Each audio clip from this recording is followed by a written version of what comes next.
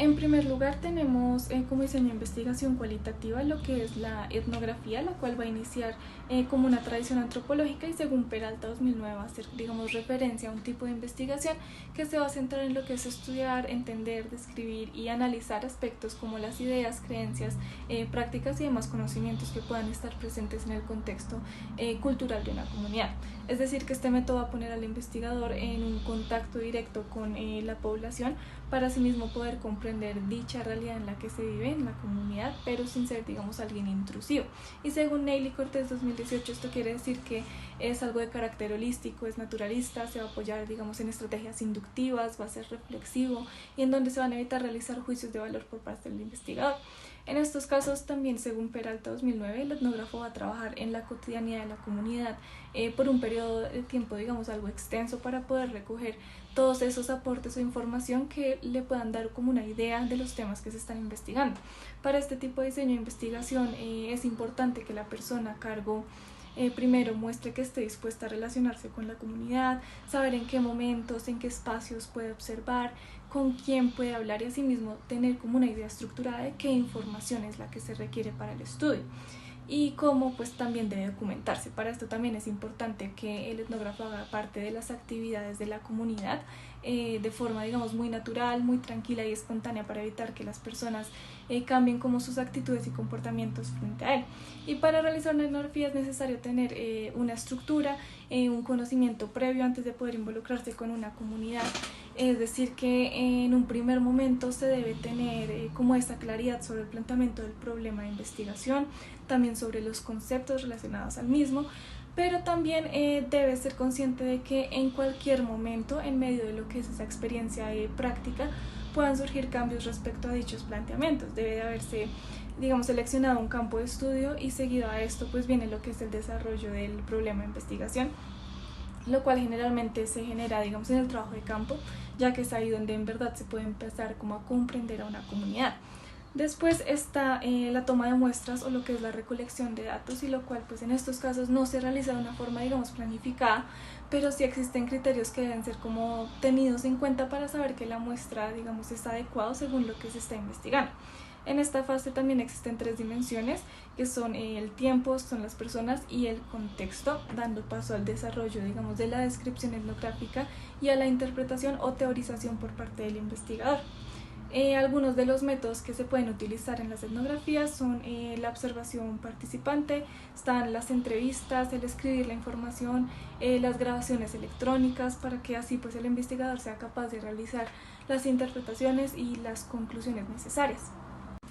Por otro lado está la etnografía virtual, la cual según Aguirre 2015 se va a empezar a establecer como con todo ese desarrollo tecnológico que permitió una comunicación constante entre las personas, es decir, que es una metodología que se centra en estudiar y en analizar los temas relacionados a esas comunidades o grupos virtuales. En general se desarrolló como una respuesta al aumento como de esos entornos digitales en la cotidianidad pues de las personas. Además, según Hernández y demás autores, 2017, la etnografía virtual también busca cómo tomar ideas, tomar conceptos de los contextos virtuales que a su vez se puedan relacionar con lo que es la sociedad física o presencial, ya que en este punto como medio existen y pueden ser estudiados esos fenómenos o esas diferentes problemáticas que se pueden presentar. Es decir, que pues no se va a limitar estrictamente a lo que es lo digital, y a diferencia de una etnografía normal, la etnografía virtual, según Hernández y demás autores en el 2017, pues no solo va a buscar grupos de personas con características similares, sino que pues no es tan relevante contar como con una comunidad que esté en un mismo contexto, en una misma cultura o en un mismo lugar, sino que se entiende ese espacio virtual como el contexto a analizar y el internet como ese producto cultural en donde se pueden generar agrupaciones, se pueden generar identidades y demás con intereses compartidos, impulsando las interacciones sociales, diferentes prácticas e incluso creencias en específico para cada grupo. Además, este diseño de investigación también tiene una serie de pasos o una serie de fases que se deben tener en cuenta, como pues en primer lugar realizar la selección de esa comunidad virtual acerca de la cual va a hacer el estudio, involucrarse activamente en las interacciones de la comunidad y observar obviamente las conductas de los participantes para comprender un poco más esas dinámicas que se están manejando. También pues el proceso de lo que es la recolección de datos y por ende el registro de los mismos. Este proceso pues se pueden utilizar como técnicas de observación participante, las entrevistas en línea, la realización de blogs, encuestas, mapeos de las redes sociales y grabaciones para pues realizar ese análisis o esa interpretación que le va a permitir al investigador realizar las categorizaciones, digamos, necesarias.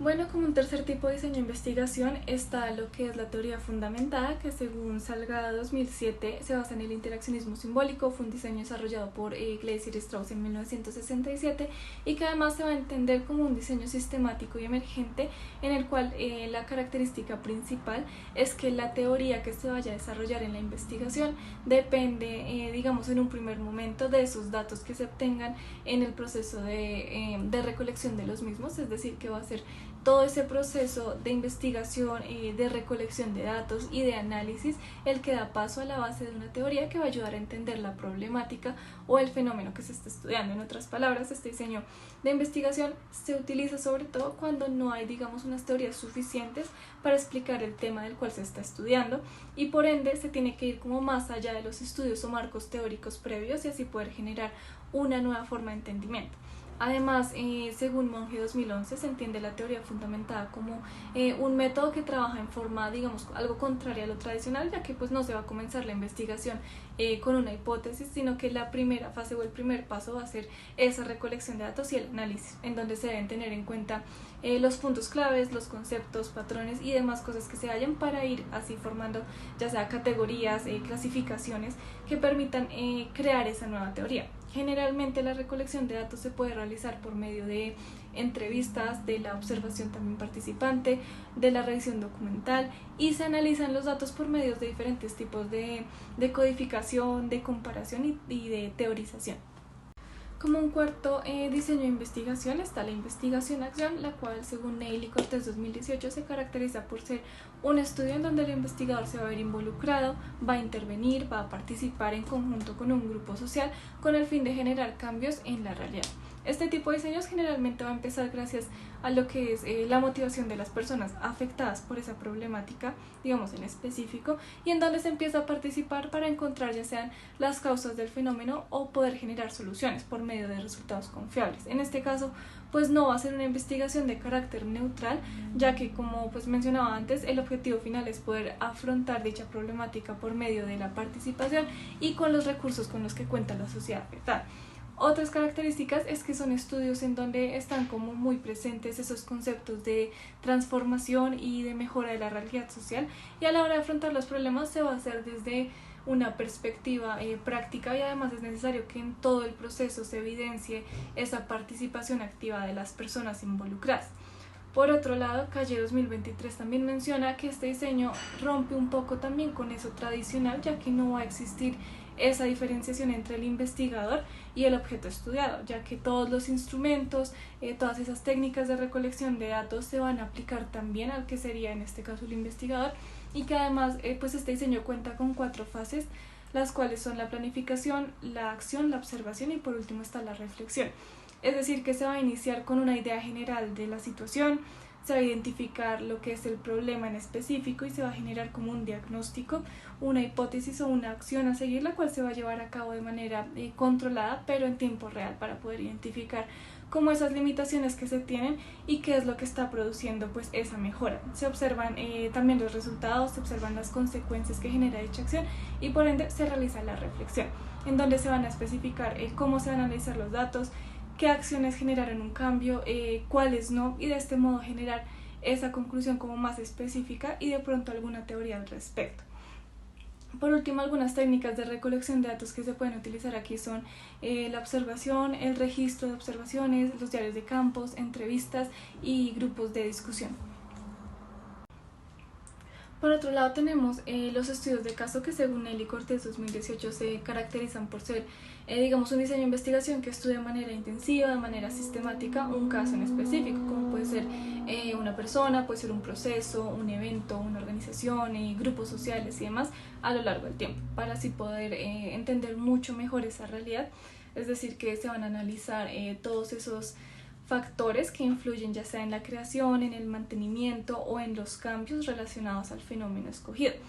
Este tipo de estudios se centran en casos muy particulares o exclusivos enfocados, digamos, en una situación en específico. Generalmente de estas investigaciones se obtiene al final descripciones bastante detalladas y holísticas de la problemática o fenómeno estudiado y por ende permite obtener ese entendimiento, digamos, claro de la realidad, en donde se da paso a que se descubran nuevos significados o nuevos conceptos que puedan generar un replanteamiento del estudio. Además, los estudios de casos se basan en un razonamiento inductivo. Y por otro lado, Calle 2023 también menciona que los estudios de caso cuentan con una triple perspectiva, ya que pueden cumplir con los criterios necesarios para ser como considerado como un método de investigación, una técnica o como un instrumento de investigación.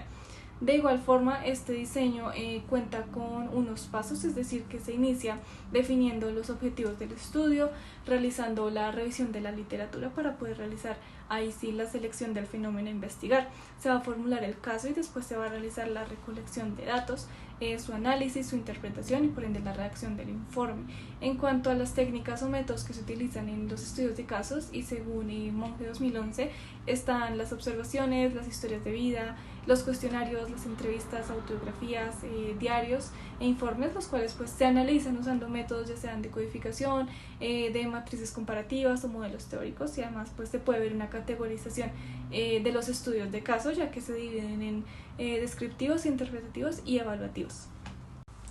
Por último, la fenomenología, según Salgado 2007, es un diseño de investigación que se enfoca en las experiencias de los participantes de un estudio. Es decir, que se va a centrar, digamos, en ese significado, en esas estructuras, en general en esa esencia de una experiencia, ya sea individual o grupal, relacionada a algún fenómeno en específico. Las características u objetivos, digamos, principales de la fenomenología es que se busca entender las problemáticas o los fenómenos desde una perspectiva desde los participantes, ya sea individual o colectivamente. Además, es un diseño que se basa en lo que son los análisis de discursos y en la búsqueda de los significados que contienen. También aquí va a entrar lo que es el trabajo del investigador, que es más o menos contextualizar dichas experiencias en cuanto a la temporalidad, al espacio y la corporalidad de los hechos.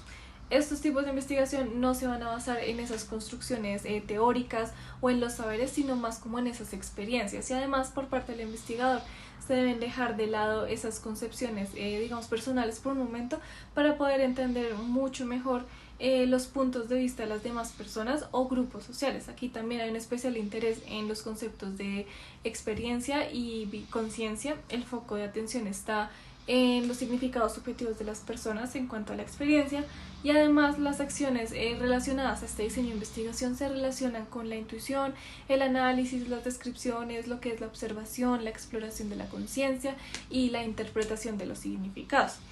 Algunos de los métodos de recolección de datos más utilizados en este diseño son las entrevistas,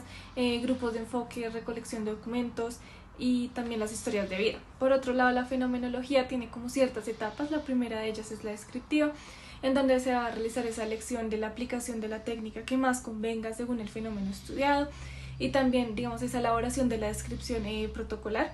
Seguido de esto está la etapa estructural, en donde se va a pasar a estudiar y analizar las descripciones y todo lo obtenido en la fase anterior, para finalmente pasar a la etapa de discusión, donde se van a empezar a relacionar los resultados con conclusiones o descubrimientos de otras investigaciones, para así poder compararlas, complementarse y entender los diferentes puntos de vista de una misma fenomenología.